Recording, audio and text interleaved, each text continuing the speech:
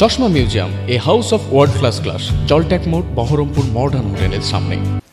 সোমবার থেকে অনির্দিষ্ট সময়ের জন্য বাস ধর্মঘটের ডাক দিয়েছে মুর্শিদাবাদ জেলা পরিবহন সংস্থা। আগামী রবিবার পর্যন্ত সমস্যার সমাধান না হলে সোমবার থেকে জেলা জুড়ে চাকা জ্যামের ডাক। ঘটনায় মাথায় হাত পড়েছে নিত্য যাত্রী সহ সাধারণ মানুষের। রাজ্য সড়কের উপর পারমিটবিহীন অটো ও টোটোর দাপটে লোকসানের মুখে যাত্রীবাহী বাস মালিকরা, বাস কর্মীরাও রুজি রুটি নিয়ে চিন্তায় পড়েছেন। আগামী সোমবারের মধ্যে সমস্যা না মিটলে অনির্দিষ্টকালের জন্য জেলায় বাস পরিষেবা বন্ধ করার হুমকি দিলেন বাস পরিবহন সংস্থার জেলা সম্পাদক।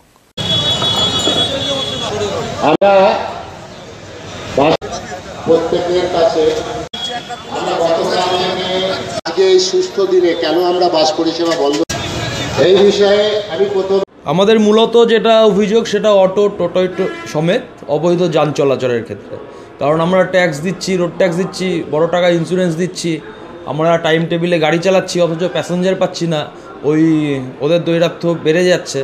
ভালো প্যাসেঞ্জার উঠতে যাচ্ছে, গাড়ি থেকে টেনে নামিয়ে নিচ্ছে, তারা চালাচ্ছে। তাহলে আমরা যদি ব্যবসা ঠিক মতন করতে না পারি তাহলে আমরা কি করব? অবৈধভাবে তারাই যদি চলে তারাই চলুক। অবৈধ টোটো, অটো, তারপরে ম্যাজিক, জিও, অনেক কিছুই চলে। বহরমপুর থেকে চারিদিকেই চলে।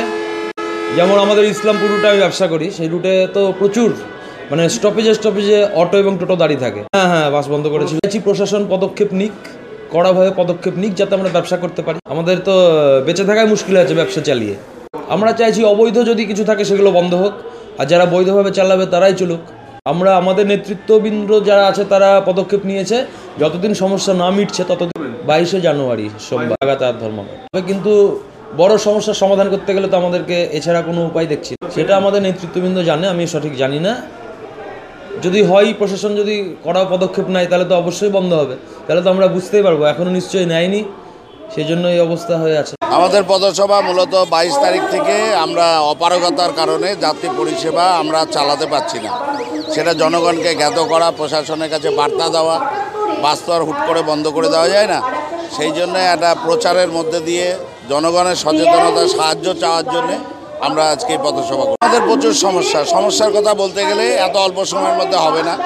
তথাপিও জেলা প্রশাসনের কাছে বারবার আমরা বিভিন্ন সময় বলছি, সেটা হচ্ছে এই টোটো, অটো, মারুতি ভ্যান, এই যে বেআইনি গাড়ি, ফ্র্যাঞ্চাইজি স্টেট ব্যবস্থা, কোনো কাগজপত্র ছাড়া চলছে। টোল ট্যাক্সের যেভাবে আমি বাইপাস ব্যবহার করছি না, বহরমপুর বাইপাস, অথচ আমাকে টোল ট্যাক্স দিতে হবে। এই সার্বিক সমস্ত বিষয়ে গাড়ির যে খরচ, সেই খরচ আমরা তুলতে পারছি না। এমতো অবস্থায় আমাদের গাড়ি চালানো সম্ভব হচ্ছে না। জনগণের সমস্যা হবে কিনা জানি না, কারণ এখানে একটা প্যারালাল পরিবহন তৈরি হয়ে গেছে। আমার জেলা প্রশাসনের বদান্যতায় তারা কিছুই করছে না, বেআইনি গাড়িগুলোর বিরুদ্ধে কোনো ব্যবস্থা করছে না। এদের চলার কথা নয় বাস রুটে, অথচ প্যারালাল বাস রুটে এরা চলছে। গভর্নমেন্টের যে গাইডলাইন গত 5/9/2023 তারিখে যে গাইডলাইন দেওয়া হয়েছিল ট্রান্সপোর্ট সচিব, সেটাও জেলা প্রশাসন মানছে না। সেটা আমরা মানতে বলছি, মানছে না। এমতো অবস্থায় বাস একই পরিবহন যদি একই রাস্তার উপরে সবাই চলাচল শুরু করে, গভর্নমেন্টের একটা নিজস্ব চিন্তাভাবনা, ইনফ্রাস্ট্রাকচার তৈরি করা উচিত। তো সেই জন্যে যাত্রীদের আগামী দিনে তো আরও সমস্যা হবে এই বেসরকারি বাস পরিষেবা যদি একবারে বন্ধ হয়ে যায়। সেই জন্য আগের থেকেই সচেতন করার জন্যে প্রতিবাদ হিসাবে আমরা এটা করছি। কোনোভাবেই ভ্রুক্ষেপ করছে না, কোনো ব্যবস্থাও নিচ্ছে না। আজকে দীর্ঘদিন ধরে আমরা বলছি। আমরা 27 নভেম্বর একটা একদিনের টোকেন করেছিলাম, সেটাও জানান দেওয়ার জন্যই, বলার জন্যে যে আমরা কিন্তু আর পারছি না। আমরা সংঘাতের কোনো বিষয় নয়, কিন্তু আমরা পারছি না। আমরা লোকসানের বোঝা বয়ে আর বইতে পারছি না।